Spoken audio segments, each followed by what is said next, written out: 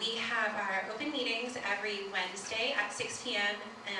On the 4th floor of the Lulu. So just shoot an email to me. I'm Abakai at Wellesley, and that's nfrancis@wellesley.edu if you are interested. And now we have the co-coordinators of WA. Hi, my name is Rebecca, and I'm co-coordinator of WA. Hi, I'm Amanda. I'm also co-coordinator with Rebecca.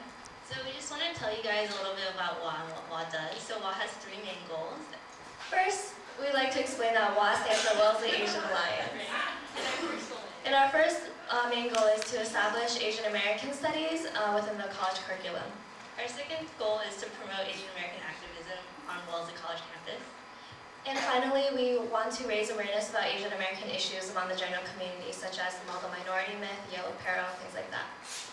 So upcoming events that WA has, twice a month, WA has WA lunches or general member meetings, so you guys are invited to attend.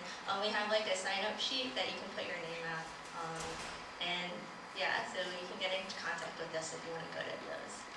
And just plugs for some future events, we're really excited that this year the psychology department is hiring a tenure track line for cultural psychology and Asian American psychology. So that's really exciting for us, and the first candidate is coming to visit Wellesley, and that person's doing a teaching demo this Friday. We'll send out more information about that, but please attend. On Thursday, October 25th, WA is volunteering with Boston Asian American Film Festival, and that would be from 5 to 10 p.m. at night. We're going to go there, we're going to attend the screening, and we're going to volunteer. The movie that they're showing is White Frog, which stars Harry Shum Jr., Boo Boo Store, and B.D. Wong. So it's going to be... And Joe Chen. It's like A-listers. So come. And there might be some special guests at the screening. And also on October 25th, WA is going to have an ethnic studies panel soon. So we'll keep you guys updated about that. And now we want to introduce the Chair of American Studies, Professor Ying-Sun Lee from the English Department. Say a little bit more, Rebecca? Professor Lee is awesome.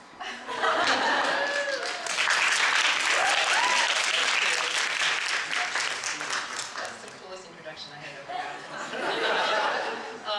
I wanted to just say a couple of words about American Studies. American Studies began as the creation of a group of faculty, all located in other departments, so English, history, religion, art, and others, who worked and taught American subjects.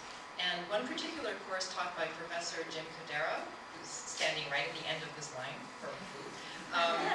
which is called the Asian-American Experience, began as an extra-departmental course, so it didn't have any location within a department, and then it found a home in American Studies, and it has remained an important part of our curriculum ever since then. In 2006, an outside visiting committee came to review the program in American Studies and made some recommendations to grow and strengthen the program. And 2 years later, the first 2 tenure track hires were made in American Studies, Michael Jeffries, who's here with us tonight, and Paul Fisher. Last year, in 2011, we took another step, and we did a search for a Mellon Postdoctoral Fellow in Asian American History. And this was actually one of the original recommendations of the visiting committee 6 years ago.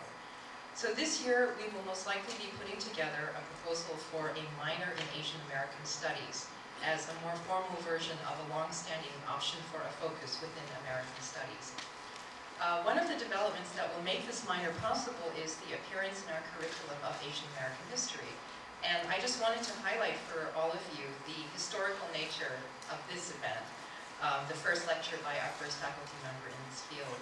And I wanted to particularly thank the many faculty and the staff and the students who made it possible for us to welcome Alex Orquiza tonight. And I hope there will be many more occasions like this in years to come. Where is Professor Orquiza? Sorry, I didn't see you. Sitting right in front of me. Professor Orquiza has a BA in History and American Studies from Berkeley, a master's from the University of Edinburgh, and has just received his PhD from Johns Hopkins. His dissertation was titled Food, Class, and the American Imperial Experience in the Philippines, 1898 to 1946. He has received a Keck Fellowship from the Huntington Library in San Marino, California, and a Fulbright Fellowship to study in the Philippines, which is, I believe, where he took that picture of himself standing on the beach, which is now, you can see on the American Studies website, and which fills me with horrible envy every time I look at it. And an essay of his about advertisements and the Filipino relationship with American food is forthcoming in a collection of essays that will be published by NYU Press next summer. So please join me in welcoming Professor Orquiza tonight.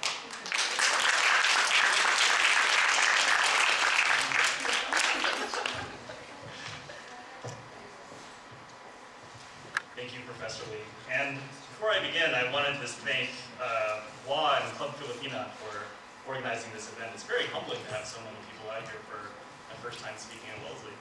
Although my first time speaking at Wellesley was last March, when I was introduced to WA and the roundtable, and I found out just how intense this place is. So hopefully it won't be as intense tonight, and that's why I brought a cooking demo. Thank you, Amanda. Thank you, Rebecca. Thank you, Alyssa and Nicole. Thanks, Dre and Jay, for Thuro, and to my colleagues who managed to come out here on a Wednesday. Thanks, guys. So there's a couple of things I wanted to talk about tonight, but I've distilled it down to 3 main points. And the easiest way to get at them is to look at the food in front of you right now. So everyone's eating, right? This is why, yeah, we should be eating while we're talking about food, because otherwise no one's going to pay attention to it. But I wanted to ask Alyssa and Nicole, why did you choose the foods that you did? And where are you guys? Right here. Here, I'm walking with you guys. Why did you, and this is all a personal story, right? Filipino food is personal, and why did you choose these dishes? Okay, well, the staple, I guess, of all Filipino meals is rice. And so as you can see, we had 3 trays of rice here ready for everyone. And traditionally, you use dishes with a lot of sauce and put that sauce and pile it onto the rice. And it really makes for a good combination. I mean, we also ordered these because pancit is very common. It's a very common thing for people to eat in the Philippines, and we wanted vegetarian options for everyone. And I would add to that as well that these are staple dishes that you'll see at just about every Filipino gathering, every single party. It's not a party unless there's adobo and rice. But it's a lot deeper than that, actually. These dishes that you're eating ahead of you have been eaten in the Philippines for the better part of the last 6 centuries.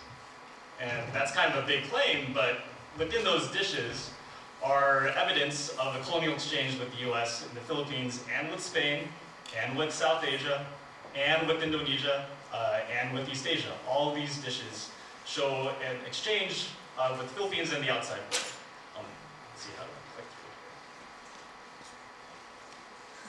So, just as an introduction, this is the Philippines. There's 90 million people in it.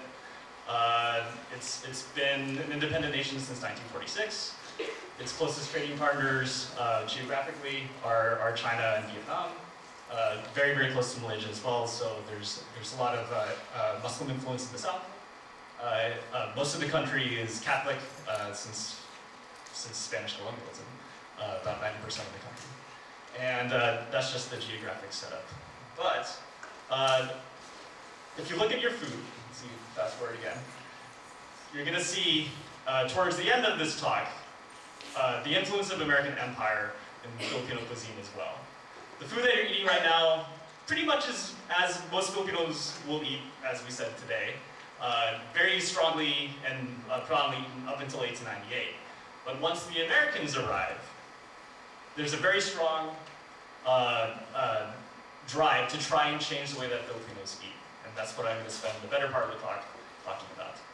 Let's see, the next slide, please. This is a book that appeared in 1955. It's called Everyday Food in the Philippines. It is also the very first cookbook published in English that has nutritional studies of the Filipino diet. So it took 55 years from 1900, when English was made into the official language of the Philippines by American colonialism, for a cookbook to appear that on nutritional science. Why did it take so long? Part of the reason why is people were more interested in learning how to eat American food.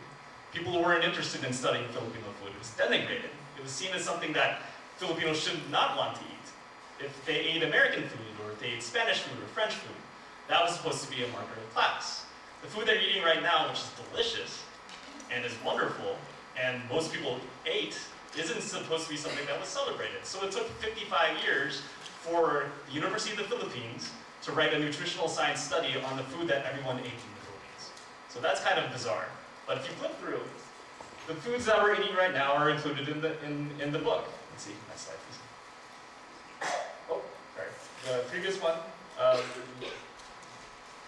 There we go. Bihon guisado, that's lumpia or pancit bihon. The next slide. Lumpia Shanghai, the little egg rolls that you're having. Pinakbet, which is a dish from the north. It's very, it's kind of like who's got the best chili in the United States. People are very defensive about pinakbet. People in the north, where I'm from, are very defensive that we have the best pinakbet. And then leche flan, which is the dessert. It's an egg custard. And pork adobo, the national dish. Hold the slide right here. This is what took 55 years to make. It's to have a true nutritional science study that broke down calories, proteins, fat, carbohydrates, calcium, iron, vitamins, riboflavin, and niacin. But all the textbooks for the previous 55 years broke down all of these categories for Western foods. So you would see cakes that had this. You would see meatloaves that had this. You would see spaghetti. You would see French dishes that no one could afford to cook in the Philippines had this. But you never saw this for Filipino cuisine until 1955. Why did this happen? Part of the reason is Americans just ignored the way that Filipinos were eating for the previous 5 centuries before they arrived. They didn't want anything to do with the Spanish galleon trade. And this is a map of the Spanish galleon trade. And it explains why the food that we're eating tonight has so many different international influences. So, oh, sorry, go back. So here's, sorry, I should have brought a remote, but the remote doesn't work with the MacBook Pro or MacBook Air.